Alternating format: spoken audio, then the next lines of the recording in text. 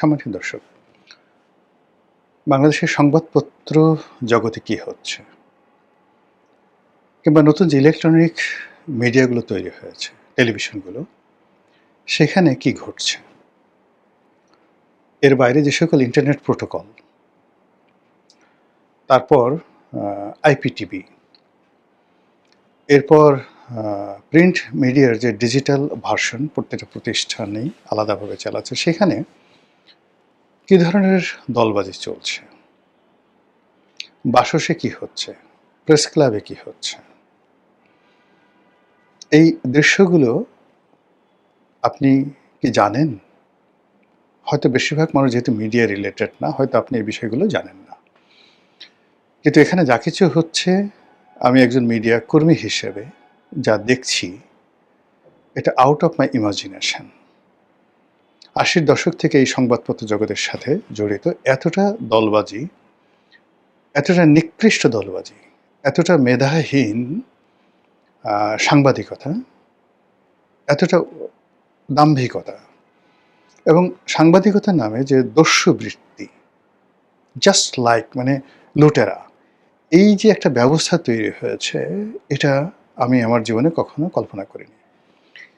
আওয়ামী লীগ জমানাতে নাঈমুল ইসলাম খান আসতেন।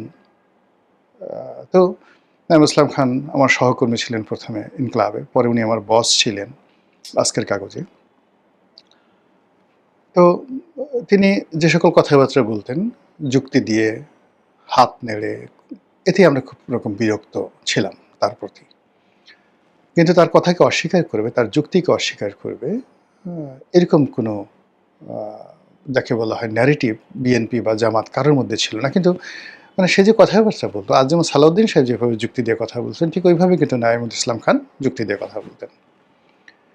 ৭১ টিভিতে কয়েকজন পরিচিত মুখ ছিলেন। তাদের মধ্যে অন্যতম ছিলেন ফারজানা রূপা। তিনি যে অনুষ্ঠান উপস্থাপনা করতেন, তার সঙ্গে সঙ্গে আবার প্রধানমন্ত্রীর কার্যালয়ে তিনি প্রধানমন্ত্রীকে প্রশ্ন করতেন। তো সেই প্রশ্নের মধ্যে আওয়ামী লীগকে ডিফেন্ড করা, প্রধানমন্ত্রীকে উচ্চ মার্গে নিয়ে যাওয়া, এই কাজগুলো তিনি করতেন। এগুলো দেখে আমাদের খুব রাগ হতো, হিংসে হতো এবং মেজাজ গরম হতো। আর অন্যদিকে মোজাম্মেল বাবু, তারপর আরও যারা আছেন, শ্যামল দত্ত যা সিনিয়র, তো শ্যামল দত্ত তো তেলবাজি করতেন না, কিন্তু মোজাম্মেল বাবু যথেষ্ট তেলবাজি করতেন। কিন্তু মোজাম্মেল বাবুর যে কোয়ালিটি, তার যে যোগ্যতা, তার যে ডিভোশন, একটা দলের প্রতি যে ডিভোশন, এটার একটা ভীষণ রকম ধারাবাহিকতা আছে। আওয়ামী লীগের বিপদের সময় তারা ভীষণ রকম সাফার হয়েছেন, ছাত্রলীগ করেছেন, বুয়েটের ছাত্র ছিলেন, মেধা মননশীলতার সর্বোচ্চ পর্যায়ে। তো সেখান থেকে তিনি তেলবাজি করতেন, দালালি করতেন, এটা আমাদের ভালো লাগতো না। এমনকি সমকালের সম্পাদক প্রয়াত গোলাম সরোয়ার সাহেব, তো সাংবাদিকদের মধ্যে যে কজন একদম লিজেন্ড ছিলেন এরশাদ জমানাতে, খুবই প্রভাবশালী, খুবই মেধাবী, একদম লিজেন্ডারি। যেমন আমিনুল ইসলাম খান ৩টি মেজর পত্রিকা, ৩টি ডাইমেনশনে, যেমন আজকের কাগজ, ভোরের কাগজ এবং আমাদের সময়, এই ৩টি ভিন্ন আঙ্গিকের পত্রিকা একেবারে শতভাগ এস্টাবলিশড করে ওয়ান অফ দ্য টপ 5 পত্রিকায় নিয়ে যাওয়ার ক্ষেত্রে তার যে দক্ষতা, যোগ্যতা, এটা বাংলাদেশে আর কারো নাই, সেকেন্ড পিস নাই। তো সেই মানুষ শেখ হাসিনার পক্ষে কথা বলতেন। So there is a quality. আবার ইত্তেফাকের নিউজ এডিটর গোলাম সারোয়ার, তার যে নিউজ, ভিউজ, পত্রিকা চালানোর ক্ষমতা, সংবাদকে মূল্যায়ন করার ক্ষমতা, ওটা তিনি যতদিন জীবিত ছিলেন তার পাশে এত ইফেক্টিভ, পাওয়ারফুল যাকে বলা হয় নিউজ এডিটর বাংলাদেশে ছিলেন না। ওনার সঙ্গে নিউজ এডিটর হিসেবে তুলনা করার মতো আমি কাউকে দেখি না। তো সেই মানুষও একটা সময় এসে যখন শেখ হাসিনার প্রশংসা করতেন, যিনি এরশাদের জমানাতে অত প্রশংসা করতেন না, আমাদের খারাপ লাগতো যে এত বড় একটা মানুষ কেন এই দালালি করতে গেলেন। কিংবা ইকবাল সোবহান চৌধুরীর মতো এমিনেন্ট জার্নালিস্ট, অত্যন্ত ভালো বংশ, সৎ বংশ, তো তিনি কেন শেখ হাসিনার দালালি করতে যাবেন, দলের পক্ষে কথা বলতে যাবেন? তিনি সাংবাদিক হিসেবে তো সর্বজন শ্রদ্ধেয়, প্রেস ক্লাবের সভাপতি, ফেডারেল সাংবাদিক ইউনিয়নের সভাপতি, তার যে বর্ণাঢ্য ক্যারিয়ার, তারপর তিনি এই সরকারের সাথে সম্পৃক্ত ছিলেন, প্রধানমন্ত্রীর সে প্রেস উপদেষ্টা হয়েছেন, প্রেস সচিব, সচিব না ঠিক, প্রেস উপদেষ্টা হলেন, আমার কলিগও ছিলেন। আমরা একসঙ্গে অবজারভারে আমি কিছুদিন ছিলাম, তার সঙ্গে সঙ্গে আবার সহকর্মী রূপে প্রেস কাউন্সিলে ৩ বছর আমিও মেম্বার ছিলাম, তিনিও মেম্বার ছিলেন। তো এত মানে উচ্চ মার্গের মানুষ, এত উচ্চ মার্গের মানুষ, ইভেন বেটার দেন তারা মতিউর রহমান কিংবা মাহফুজের নাম সাংবাদিক হিসেবে এদের চাইতেও অনেক মানে হাই প্রোফাইলের সাংবাদিক। এবং ইকবাল সুবহান চৌধুরীর মতো মানুষ কেবলমাত্র আওয়ামী লীগের ট্যাগ লাগার কারণে আমরা বলছি আমাদের ভালো লাগেনি। আচ্ছা, এখন তারা কি করেছেন? ওই জামানাতে কেউ একটা পত্রিকার ডিক্লারেশন নিয়েছেন, কেউ একটা টেলিভিশনের লাইসেন্স নিয়েছেন এবং ব্যবসায়ীদেরকে ম্যানেজ করে তারা সেই পত্রিকাগুলো চালিয়েছেন বা টেলিভিশনগুলো চালিয়েছেন, এবং এটা পাওয়ার কারণে, কৃতজ্ঞতার কারণে আওয়ামী লীগের প্রশংসা তারা করতেন। এই তো, আর তো কোনো কাজ নাই। দ্বিতীয় কারণ হলো নামুল ইসলাম খান আপন যোগ্যতা বলে সব কিছু পেয়েছেন। তিনি হয়তো একটু ডিএফপির বেশি বিজ্ঞাপন পেতেন।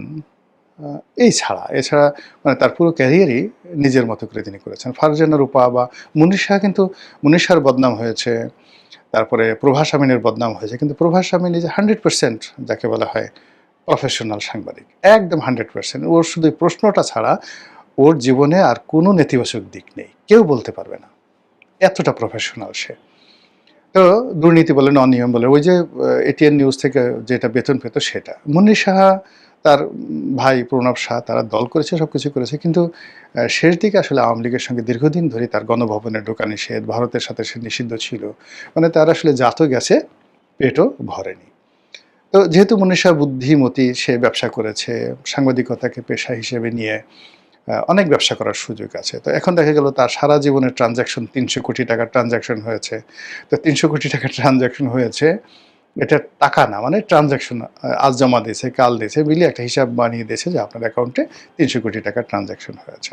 এখন মুন্নি সাহা বাদ। তো এনিওয়ে, তো ওই আমলে যা কিছু হয়েছে সেটা এখন কি হচ্ছে? ইউনূসের জামানাতে দেখা গেল জামাতের যে সকল মানে সাংবাদিক, বিএনপি যে সকল সাংবাদিক যারা মূলত প্রেস ক্লাব কেন্দ্রিক রাজনীতি করতেন, দু কলম ভালো করে লিখতে পারেন না, তাদের কোনো লেখা কোনো পত্রপত্রিকায় ছাপা হয়েছে, আর মানুষ মানে এই ধরনের এরা যে সাংবাদিক, প্রেস ক্লাবের লোকজন শুধু জানে, বাইরের লোক কিন্তু জানে না। আমি যে নামগুলো বললাম এর কন্টেম্পোরারি বিএনপিতে যারা ছিলেন, যেমন আতাউস সামাদ সাহেব ছিলেন, গিয়াস কামাল চৌধুরী ছিলেন, তো এদের সমপর্যায়ের বিএনপি এবং জামাতের একজন সাংবাদিকের নাম বলেন তো, এখন মুখস্থ বলেন যে তার লেখা আপনি পড়েছেন, এই লেখাটা আপনি বলতে পারেন। একমাত্র মাহমুদুর রহমান আমার দেশ সম্পাদক ছাড়া আর কার নাম আপনি বলতে পারবেন বলেন? আর জায়দিনের শফিক রেহমান। কিন্তু Shafik Rehman, Mahmudur Rahman is no more, এখন সুবিধাভোগী নন। তারা তাদের মতো লড়াই সংগ্রাম আগে যেভাবে করেছেন আওয়ামী লীগ জামানাতে, এখনও তারা এই লড়াই সংগ্রাম করেছেন। কিন্তু যে সমস্ত লোকজন শুধুমাত্র আওয়ামী লীগের বিএনপির জামানাতে, আগের বিএনপির জামানাতে বিএনপি করতো, ছাত্রলীগ করতো, কিন্তু সাংবাদিকতায় পেশায় আসছে, তারা এই ২ বছরের মধ্যে কেউ বসুন্ধরা দখল করেছে, কেউ যুগান্তর গ্রুপ এর যে সমস্ত টেলিভিশন, যমুনা টেলিভিশন, যুগান্তর দখল করেছে, কেউ সময় টিভি দখল করেছে, কেউ গ্লোবাল টিভি দখল করেছে, কেউ ৭১ টিভি দখল করেছে, সালমান এফ রহমানের সেই যাকে বলা হয় ইন্ডিপেন্ডেন্ট দখল করেছে, আর এক গ্রুপ দখল করেছে এখন টিভি, আর এক গ্রুপ দখল করেছে সেই ডিবিসি, মানে সব জায়গাতে দখল বাণিজ্য। দখল করে তারা ওই মালিকদেরকে শুষে প্রথমত একটা বড় অ্যামাউন্ট নিয়ে গেছে, তারা দখল করেছে। এরপর মাসে মাসে বিরাট একটা টাকা নিচ্ছে, প্রতি মাসে তারা ফুল টাইম একটা গাড়ি নিচ্ছে। গাড়ি নিয়ে এই টোটাল গ্রুপটি রীতিমতো ফ্রাঙ্কেনস্টাইনের দানব হয়ে গেছে। তারা সরকারের পক্ষে একটা ন্যারেটিভ এই মিডিয়া থেকে আজ পর্যন্ত বের করতে পারছে না। সরকারের পক্ষে একটা ভালো কথা, ভালো জিনিস তারা তৈরি করতে পারছে না। আর অন্যদিকে যে কারণে ন্যারেটিভ তৈরি হবে, সেই ন্যারেটিভের রাস্তাটা বন্ধ করে দিয়ে পুরো সমাজ একটা চাপা উত্তেজনা তৈরি করছে। যেমন ধরুন, আওয়ামী লীগের লোকদেরকে ডাকা যাবে না, সরকার বিরোধী কোনো ধরুন একটা পত্রিকার নাম আপনি ধরেন কালবেলার কথাই চিন্তা করেন। এখন কালবেলাতে যদি সরকার বিরোধী একটা লেখা ছাপা হয়, সেখানে তারেক জিয়াকে, সরকারকে, অর্থমন্ত্রীকে সময়টাকে ধরেন একেবারে নির্বিচারে ইন রিটেইন তথ্য প্রমাণ সহ একজন লোক একটা লেখা লিখল। আওয়ামী লীগের জমানাতে এরকম অসংখ্য লেখা আমি শেখ হাসিনাকে নিয়ে লিখেছি, সবাইকে নিয়ে লিখেছি।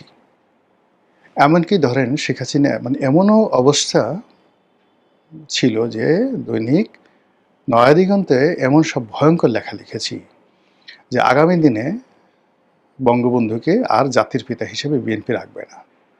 বঙ্গবন্ধুকে জাতির পিতাকে বাদ দেওয়ার পরিবর্তে তারা বাংলাদেশি জাতীয়তাবাদ তৈরি করবে।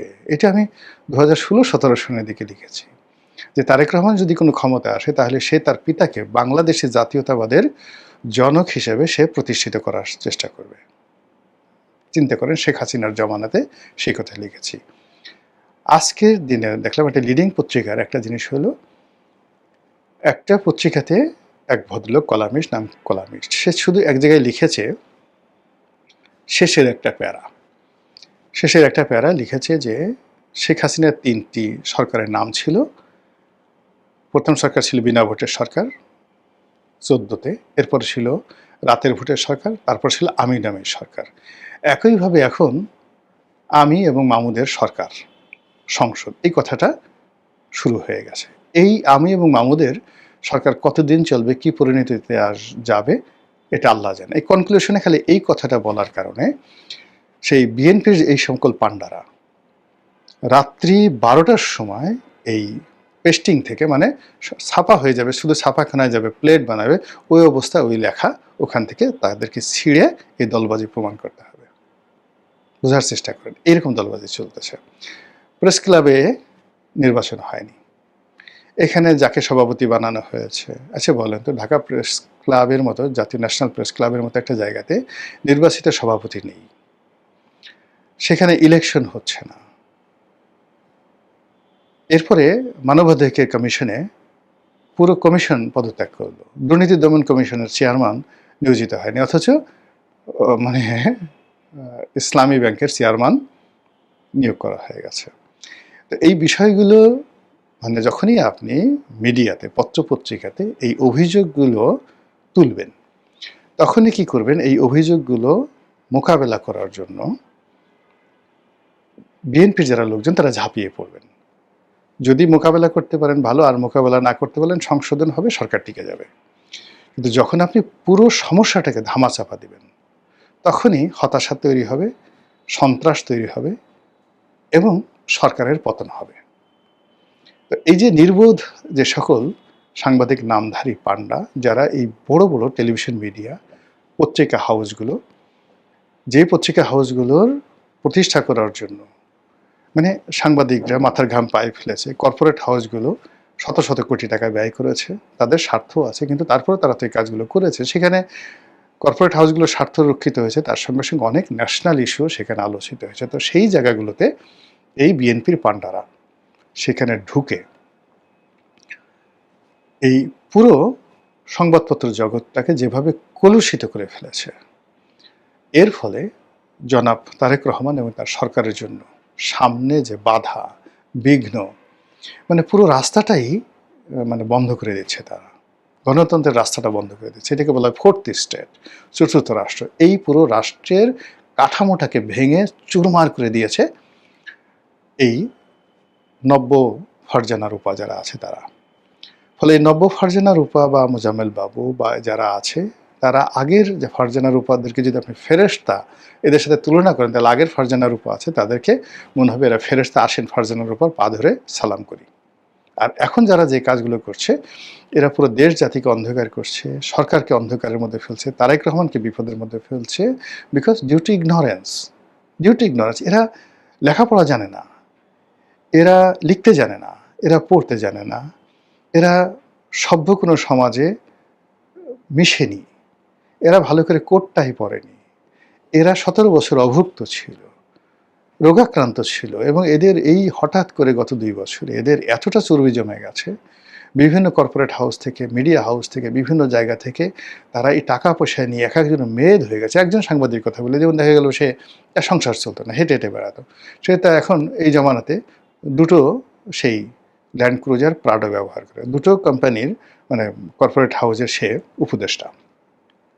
তো সেই হিসেবে সে দুটো কোম্পানি থেকে দুটো প্রাডো গাড়ি ব্যবহার করে, দুটো হাউস থেকে 5 লাখ 5 লাখ 10 লাখ টাকা সে প্রতি মাসে নেয়। নিয়ে দুটো হাউসের কোথাও যায় না, সারাদিন প্রেস ক্লাবে ঘোরাফেরা করে। এরকম কয়জনের নাম আমি বলবো, সবাই জানে। এবং এটা নিয়ে বিএনপি যারা সত্যিকার অর্থে সাংবাদিক, সিনিয়র সাংবাদিক, লেখেন, বলেন ভালো, তাদের মধ্যে যে বিক্ষোভ চলছে, আর অন্যদিকে আওয়ামী লীগের লোকজন যেভাবে মুখ টিপে টিপে হাসছে, এটার পরিণতি সরকারের জন্য কতটা খারাপ পরিণতি বয়ে নিয়ে আসে, খুব বেশি দিন অপেক্ষা করতে হবে না।